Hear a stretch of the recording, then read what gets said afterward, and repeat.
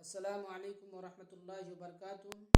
آج میں ان لوگوں سے مخاطب ہوں جن کا ایمان اللہ پر اور اللہ کے نبی پر ہے، اور وہ مسلمان ہونے کا دعویٰ تو کرتے ہیں لیکن وہ جھوٹے دعوے ہوتے ہیں اور وہ ان کے غلط بیانی ہوتے ہیں۔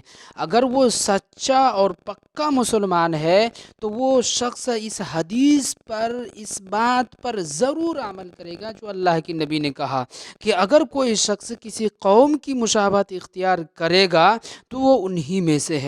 اللہ کے نبی صلی اللہ علیہ وسلم نے ارشاد فرمایا، من تشبہ بقوم فہو منہم، اگر کوئی شخص کسی قوم کی مشابہت اختیار کرے گا تو وہ شخص انہی میں سے ہے۔